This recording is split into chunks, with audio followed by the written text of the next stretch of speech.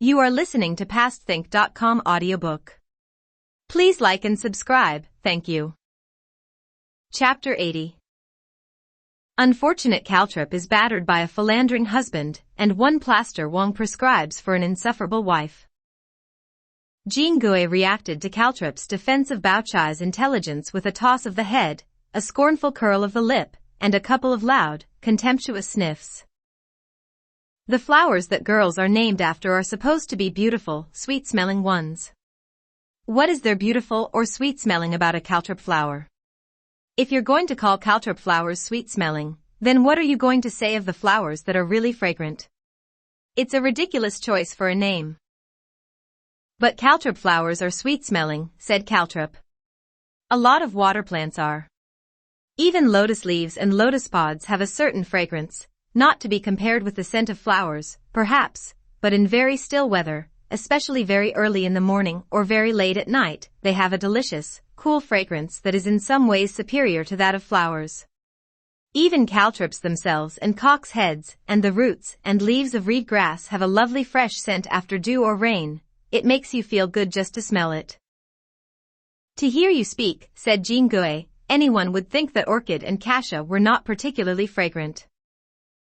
Caltrip, warming to the argument, momentarily forgot Jean Gui's taboo.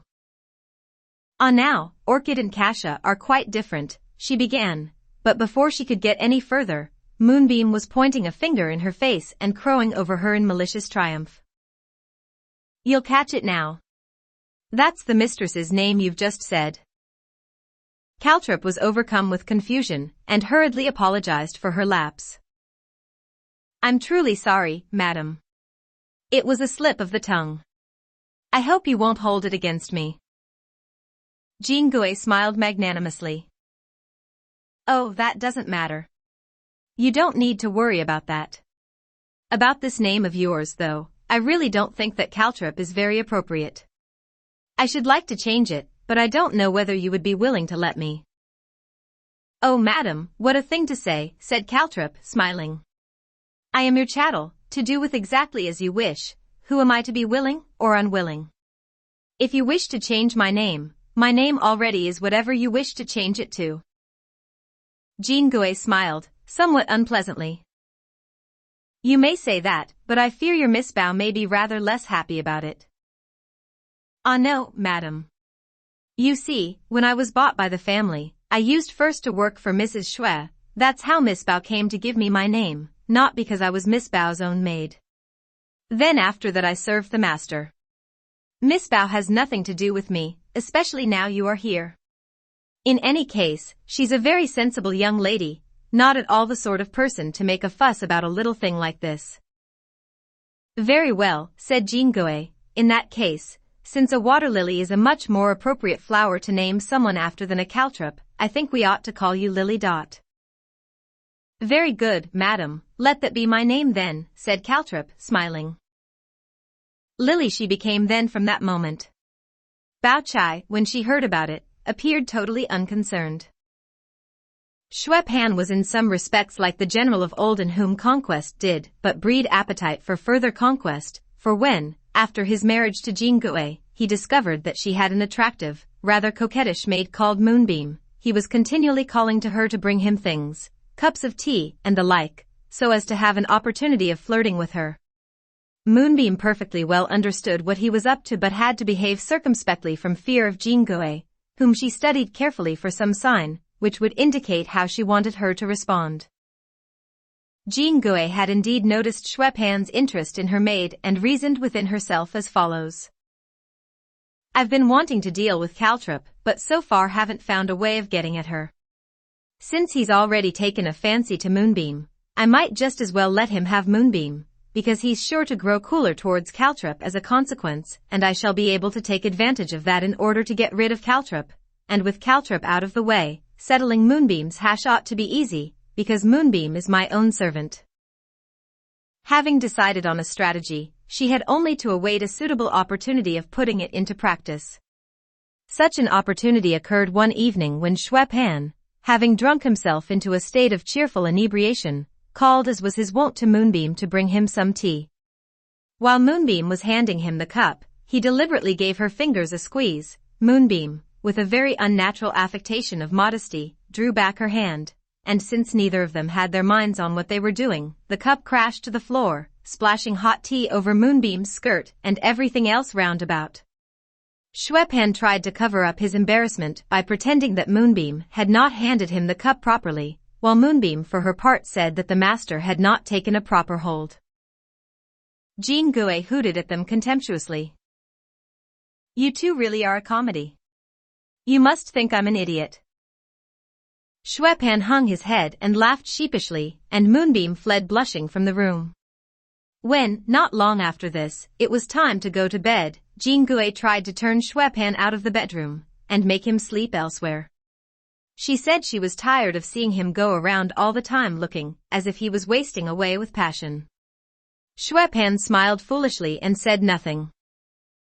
"If you want to do something, why don't you tell me?" she said. "All this groping in corners will get you nowhere." Encouraged by her words and fortified by what he had drunk against any feeling of shame, he knelt down on the bed covers beside her and seized her hand.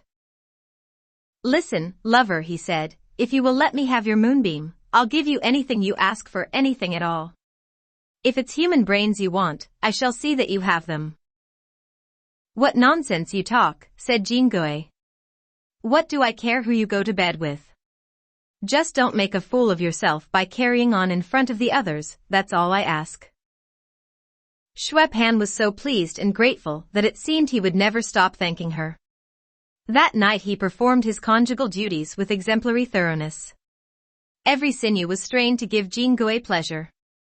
He did not go out next morning, but hung around at home, waiting for an opportunity of exploiting his newfound license. A little after midday Jean Gui rather pointedly went out in order to leave the coast clear. Xueqin lost no time in setting to work on Moonbeam, who, since she now had a pretty good idea of her mistress's intentions, put up only a token resistance to his advances. Carnal Congress seemed imminent. But Jean Gui had been waiting for this moment only in order to frustrate it. Jean Gui had a maid called Orphée who had been with her in her mother's house since she was a child. Orphée had lost both her parents when she was little, and had no one else to look after her, so when she first entered service with the Xiaos, she was invariably referred to as the little orphan. Her name Orphée was simply a convenient contraction of this. Orphée's duties were normally of a rough and menial kind, but on this occasion she was employed by her mistress on a task requiring some finesse. "Orphée," said Jean Gui, "do you think you could tell Lily to fetch my handkerchief from my room and bring it to me? You needn't let her know that it was I who sent you." Orphée went off to look for Caltrip. "Miss Lily," she said when she had found her, "the mistress has left her handkerchief in her room. Why don't you go and get it for her?" Caltrip had recently been puzzled by Jean Gui's hostility, and, in her efforts to overcome it, was constantly thinking of things that she could do to please her. Since Orphée's suggestion seemed to offer a means of winning favor, she sped off without a second thought to do the errand, bursting into the room at the very moment when Xueqin and Moonbeam were in the interesting situation we have just described. She turned back, blushing to the tips of her ears, but not in time to escape the notice of the other two. Xueqin himself was fairly unconcerned. Jean Gui was the only person he feared, and as Jean Gui had given her consent, he cared nothing about what anyone else might think. He had not even bothered to shut the door. But Moonbeam minded very much. Being by nature a disputatious, somewhat self-righteous young woman, she found it peculiarly galling that Caltrip of all people should have seen her at such a moment. Pushing Xueqin away from her, she ran out of the room, protesting, with cries of angry complaint, that he had been attempting to rape her. The effect of this upon Xueqin was that all the excitement generated by his tussling with Moonbeam was transformed into animosity against Caltrip. He rushed outside and spat at her. "Little harlot. What do you mean by it, wandering around the place like a damned disembodied ghost?" He might have done her an injury, but Caltrip, sensing that she was in mortal danger, ran as fast as her legs would carry her and managed to get away. Abandoning the chase, he went back to look for Moonbeam, but could find no trace of her. This increased his anger against Caltrip, whom he cursed once more in her absence. After dinner that evening, when he had once again drunk himself merry, he decided to take a bath. On testing the water with his foot and finding it to be too hot, he insisted that Caltrip had done it deliberately, intending to harm him, ran after her, stark naked as he was, and gave her a couple of kicks. Caltrip had long grown and used to such savage treatment, but things had now reached such a pass that she dared not complain, and ran off to weep alone and nurse her injuries in silence. Meanwhile Jingui had secretly instructed Moonbeam to place herself at Xueqin's disposal that very night in Caltrip's bedroom. She ordered Caltrip to move in with her, and when she refused, said she supposed that it was because she found her room dirty, or was too lazy to wait on her at night. She pretended to think that it was Xueqin who had inspired her refusal. "That master of yours is such a barbarian," she said. "He has only to look at a girl to want her for himself. Now he's taken my maid away, yet he won't let me have you in her place. What's his idea, I wonder? Does he want to drive me to my death?" Xueqin, for whose ears this was, of course, intended, became apprehensive that the difficulties Caltrip was making might once more prevent him from enjoying Moonbeam, and he came rushing into Caltrip's room to rebuke her. "Don't you realize, this is an honor your mistress is doing you? You do as you're told and sleep with her, or I'll give you a beating." Caltrip had now no choice but to roll up her bedding and carry it into Jingui's room. Jingui told her to make her bed up on the floor. This order too she had to obey. As soon as she had settled down for the night, Jingui called to her for some tea. Caltrip brought her the tea and lay down again. A little after that Jingui called to her to come and massage her legs. And so it went on, 7 or 8 times in the course of the night, so that it was impossible for Caltrip to get right off to sleep, or even to rest properly. Now that Xueqin had got Moonbeam, he was like a man who has come into possession of a priceless jewel. He forsook all other interests for her. This secretly enraged Jingui, who could not forbear some jealous mutterings when she was on her own. "Enjoy yourself while you can, my friend," she would say. "I shall get round to you in the end. And when I do, you had better not complain." For the time being, however, she refrained from outbursts and set about laying a trap for Caltrip. About a fortnight after Caltrip moved into her room, she suddenly pretended to be ill. She complained of agonizing pains in the heart, and appeared unable to move her limbs. Nothing they did for her seemed to bring relief. The servants said it must have been brought on by something Caltrip had done to upset her. A couple of days later, as one of the maids was shaking out Jingui's pillow, a cut-out paper mannequin fell out of it. It had the 8 symbols of her nativity written on it, and 5 needles sticking into it, 1 in the heart, and 1 in each of the limbs. This item of news was thought sufficiently interesting to be reported to Aunt Xue, instantly throwing that poor lady into a highly inflammable state of nervous commotion. The effect the news had upon Xueqin was even more violent. He was for having all the servants flogged immediately until one of them confessed to having planted the paper figure, but Jingui prevented him. "Why make the innocent suffer?" she said. "I expect it's Moonbeam who did it, to get me out of the way." "That's most unfair," said Xueqin. "When, during this past week or 2, has Moonbeam had the time to go inside your room?" "Who else could it have been then?" said Jingui. "I suppose you don't think I'd do it to myself? Moonbeam is the only one who'd dare go in my room." "But Lily's been in here with you all the time," said Xueqin. "She must know, if anyone does. She's the one to flog if we want to find out." "What's the good of flogging anyone?" said Jingui. "They'll never confess anything. If you ask me, you'd much better pretend you haven't heard about it, and let the matter drop. When all's said and done, it doesn't much matter if I die. You can always find yourself a better wife when you feel like it. If we're going to be honest, the fact of the matter is, you all 3 hate me, don't you?" She began crying bitterly.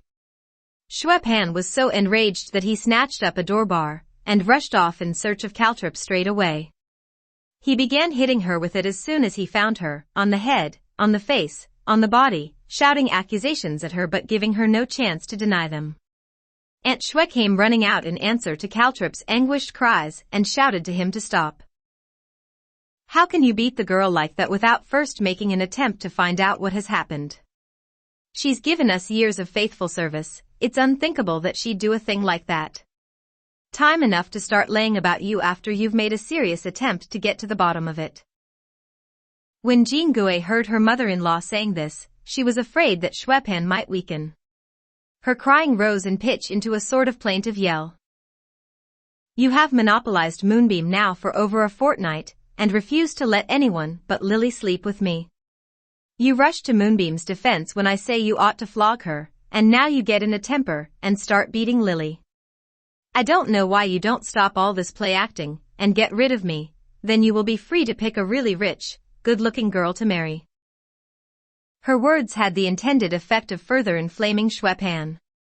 Aunt Xue could see that her son was being manipulated, and was thoroughly disgusted by the unscrupulous way in which Jingui maintained her hold on him.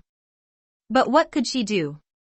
She knew the weakness of her son's character, and realized that his subservience to Jingui had already become a habit.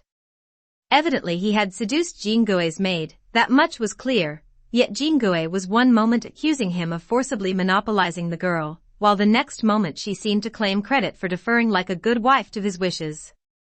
And who could be responsible for the black magic?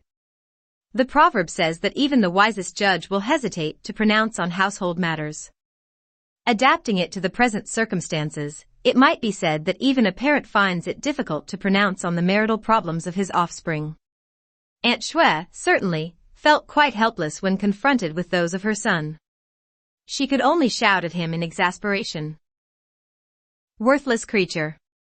Even a dog would behave in a more seemly manner than you do.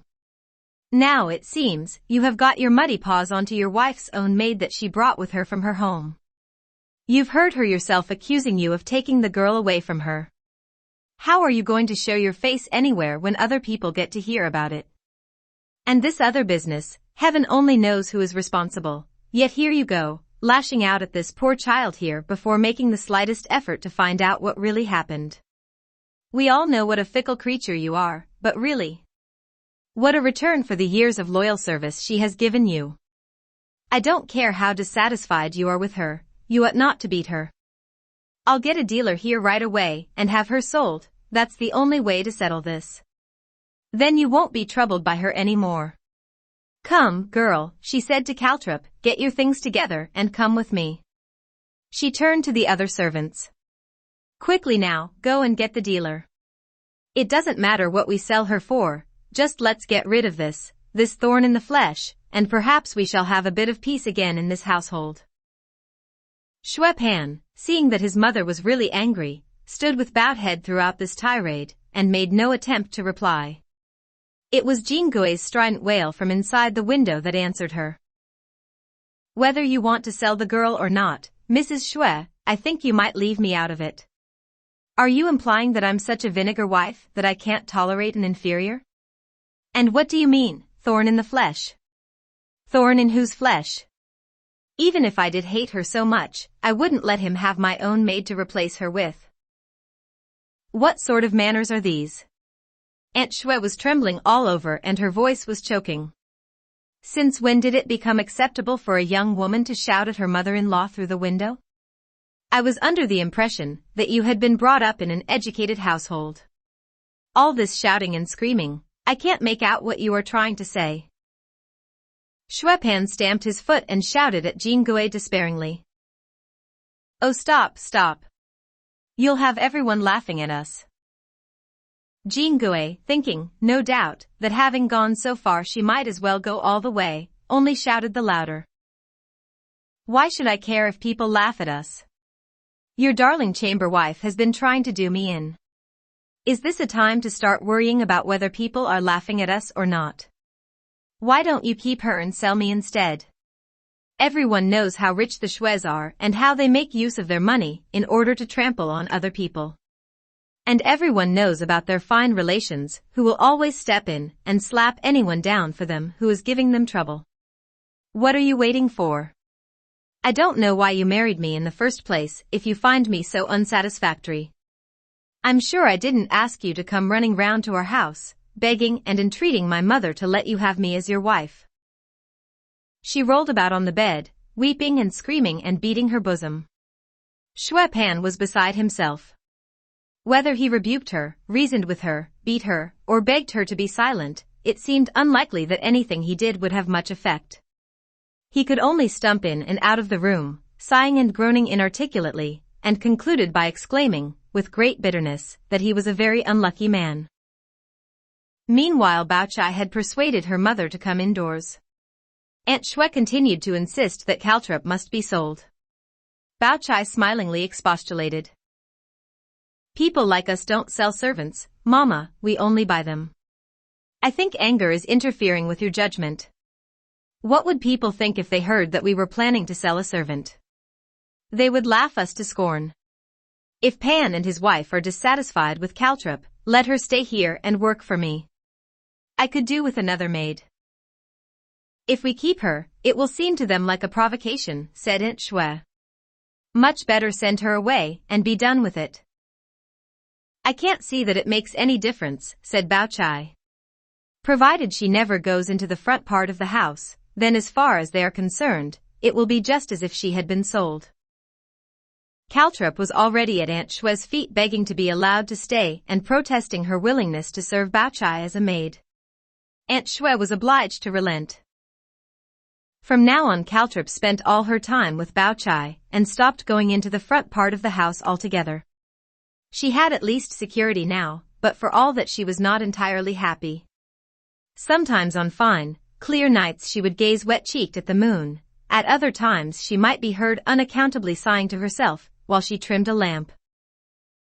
The fact was that although she had lived with Xueqin for several years, she had never borne him a child.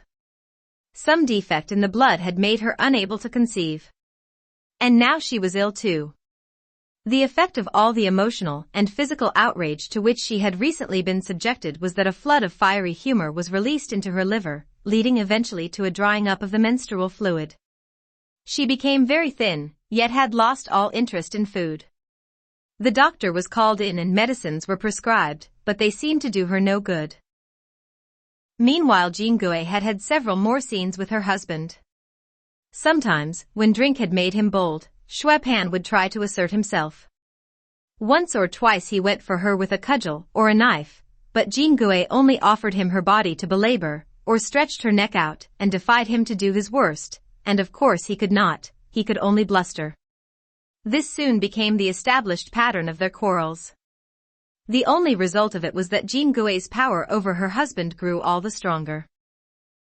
At this point Jingui began directing her attention on Moonbeam, picking on her and finding fault with her. But Moonbeam was made of more inflammable stuff than caltrop. Up to now she and Xueqin had got on together so swimmingly that she had all but dismissed Jingui from her mind.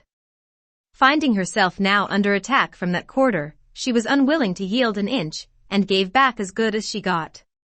When, after a few slanging matches, Jingui grew really angry, and began not only to curse her but to lay hands on her as well, she did not quite dare to return blow for blow, but she put on a fine display of hysteria, shrieking, rolling about on the floor and threshing about with her limbs. Thereafter she was constantly threatening suicide, and at any hour of the day or night they might have to snatch knives or scissors from her grasp, or take down the noose which she had fastened for herself over a beam. Between the two of them Xueqin was driven half distracted. He could only look on helplessly while they quarreled, until finally the rumpus got too much for him, and he would slip out of the house and take refuge elsewhere. Sometimes in the intervals between quarreling, if she was feeling cheerful, Jingui would gather a few people together to play at dice or cards. She was inordinately fond of gnawing bones, especially the bones of fowls. To satisfy this craving she had ducks and chickens killed every day. The meat she gave to other people, it was only the bones, crisp fried in boiling fat, that she kept for herself, to nibble with her wine.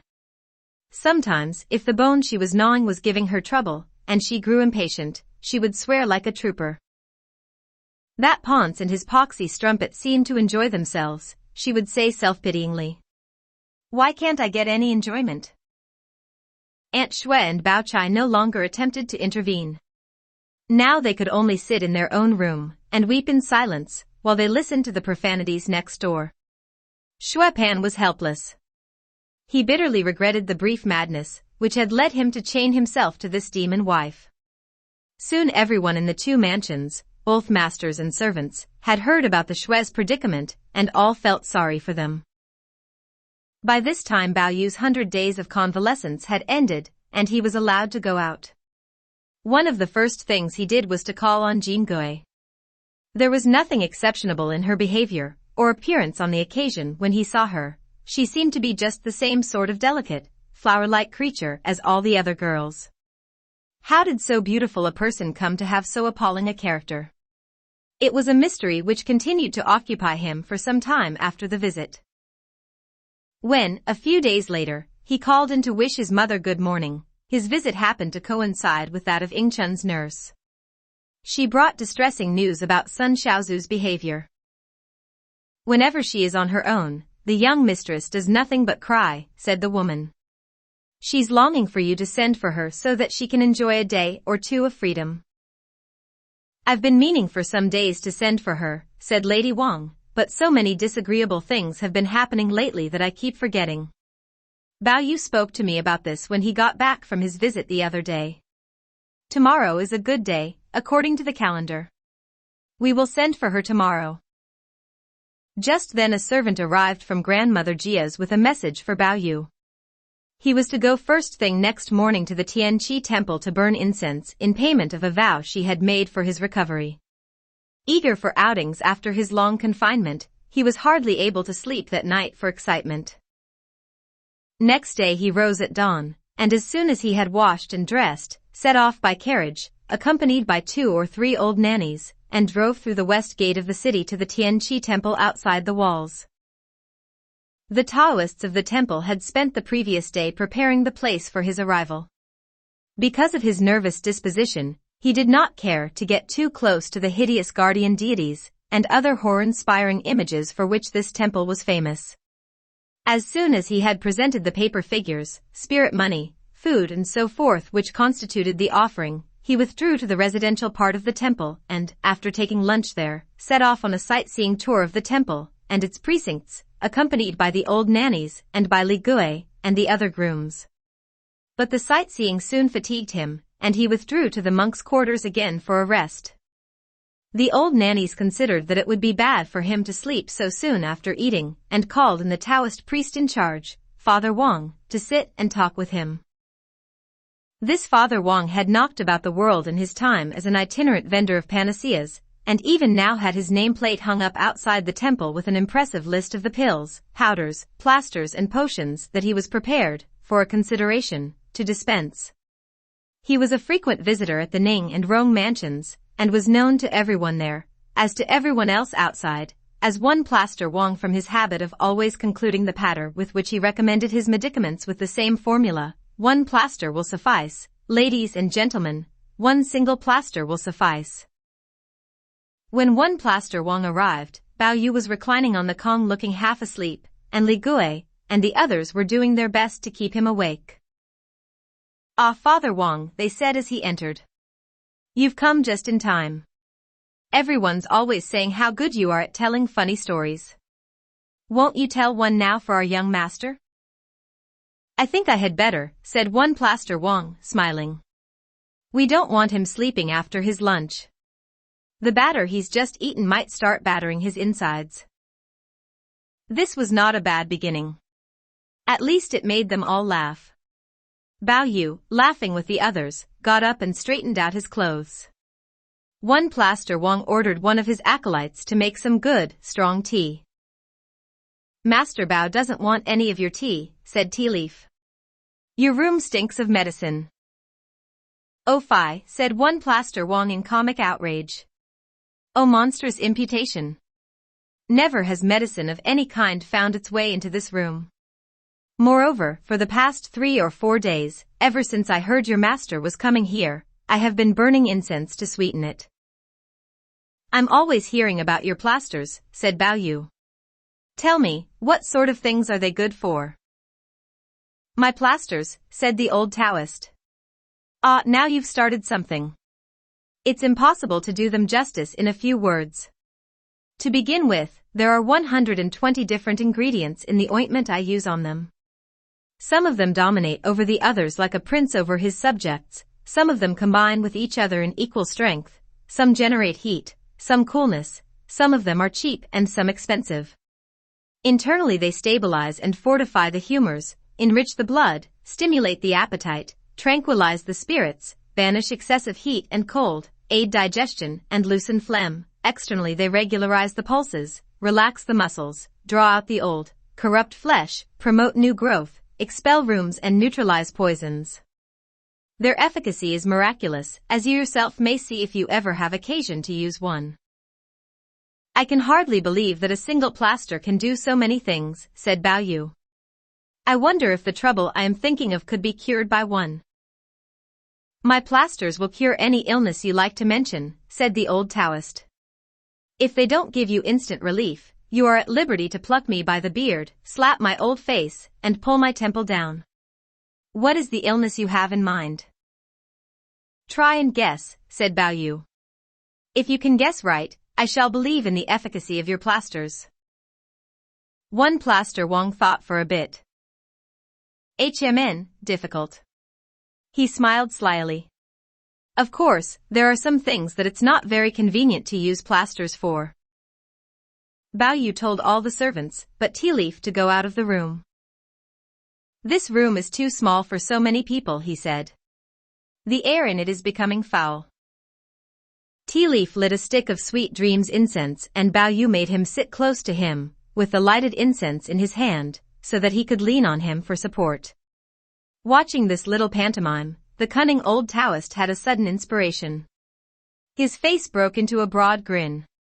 Coming up closer to Bao Yu, he bent down and spoke softly into his ear. I think I've guessed. Could it be that you have started bedchamber exercises already, and are looking for a little something to help things along? Almost before he had finished, Tea Leaf was shouting at him indignantly. Get away with you. Dirty old man. Bao Yu had not understood. What's that? He asked Tea Leaf, puzzled. What did he say? Never mind what he said Tea Leaf. Silly rubbish. You'd better tell me yourself what it is, Master Bao, said one plaster Wang, unwilling to risk another guess. The thing I want to know about is jealousy, said Bao Yu. Could one of your plasters cure a woman of being jealous? One plaster Wang clapped his hands and laughed. Now there you have me. Neither my plasters nor anyone else's could do that. They are not such great shakes after all then, said Bao Yu, smiling. I said plasters couldn't, said one plaster Wang. I know of an infusion that might. The only thing is, it would take rather a long time. There's no lightning cure for jealousy. What is this infusion called? Said Bao Yu. How do you make it? It's called Pyrum Saccharinum, said one plaster Wang. You take 1 very good autumn pear, 2 drams of crystal sugar, 1 dram of bitter peel, and 3 cups of water, and simmer them all together until the pear is soft. If the sufferer can be made to eat 1 such pear, together with its juices, first thing every morning, she will, eventually, be cured. I don't think much of that, said Bao Yu.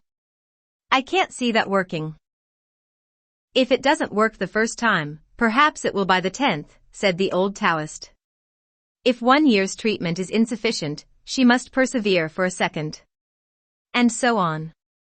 At all events, these are wholesome ingredients.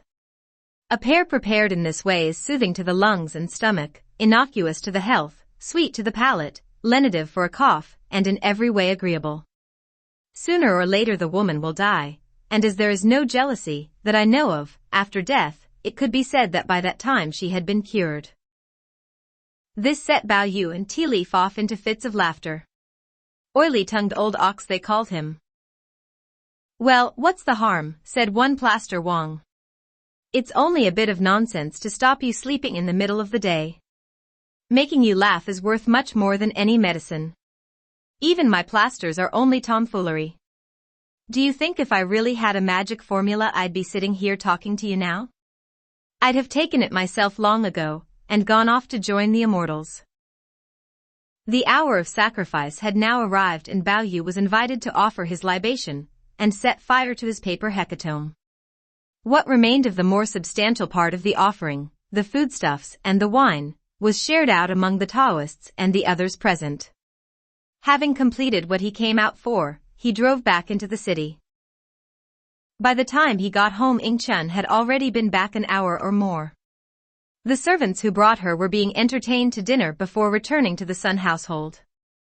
Ying Chun meanwhile was in Lady Wang's room giving her, and the cousins, a tearful account of her matrimonial troubles.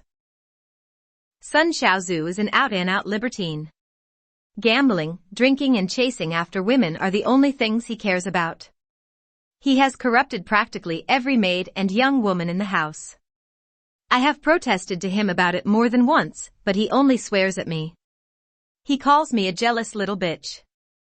He says that father borrowed 5,000 taels from him and spent it all, and that though he has been round time and again to ask for it, father refuses to pay it back. Then he points his finger at me and shouts, "Don't put on the lady wife act with me, my girl. You're no better than a bought slave, payment in kind for the 5,000 taels your old man owes me, and if you're not very careful I shall give you a good beating, and send you to sleep with the maids." He says it was great-grandfather who took the initiative in making the alliance between our families, because theirs was so rich and influential, so that by rights he ought to be father's equal. He says he was a fool to marry me, because that makes father his senior, and besides, he says, it has given people the impression that he needed our help, whereas in fact quite the reverse is true. Ying Chun sobbed bitterly while she told them this, and the others wept as they listened. Lady Wang did her best to comfort her. "He's obviously an unreasonable man," she said, "but now that you're married to him, there's really nothing to be done. I remember your Uncle Jing speaking very strongly against the marriage to your father, but your father was so set on it, he wouldn't listen. It's a bad business. My poor child. I'm afraid it must be your fate." Ying Chun wept. "I can't believe that it was my fate to be so unhappy. After losing my mother as a tiny child, it seemed such bliss when you brought me here to live with cousin Wan and the girls. And now, after just a few years of blessedness, I am to end like this." Lady Wang tried once more to comfort her. She suggested that Ying Chun herself should decide where she wished to sleep. "Since the very first moment I left I have been longing every minute of the day and night to be back here with the girls," said Ying Chun. "And next to them I have missed my beloved Amaryllis Ayat. If only I might spend another 4 or 5 days in the garden, I think I could die content. Who knows if I shall ever be allowed to come and stay here again." Now, that's a foolish way to talk," said Lady Wang. "A little jangling between newly married couples is the commonest thing in the world. There is no cause at all to be so tragic about it." She gave orders for the rooms on Amaryllis Ayat to be made ready as quickly as possible, and told the cousins to keep Ying Chun company, and do their best to distract her from her troubles. She particularly impressed upon Bao Yu that no word of this was to reach the ears of Grandmother Jia. "If I find that Grandmother has got to hear of this," she warned him, "I shall hold you alone responsible." Bao Yu had to promise that he would say nothing. That evening saw Ying Chun installed once more in her old apartment, with everyone round her, cousins and servants alike, doing their utmost to make her feel cherished. 3 days she spent in her old apartment in the garden, after that she had to go and stay with Lady Xing. Before doing so she called on Grandmother Jia and Lady Wang to say goodbye. Her leave-taking with the cousins which followed was extremely painful. It was all that Aunt Xue and Lady Wang could do to calm the young people in their grief. Ying Chun stayed 2 days with Lady Xing, and it was to Lady Xing's place that the Sun family servants came to collect her. Needless to say, she felt little inclined to go with them, but fear of her husband's evil temper made her conceal her reluctance and hurry over her leave-taking. Lady Xing had never been much interested in her daughter's welfare. During the 2 days that Ing Chun was with her, she never once inquired whether her relations with her husband were harmonious, and the duties required of her in her new household not too onerous, and such expressions of maternal sentiment as she may have indulged in at her departure were of only the most perfunctory and superficial kind. As to what followed her departure, to know that, dear reader, you will have to look into another volume.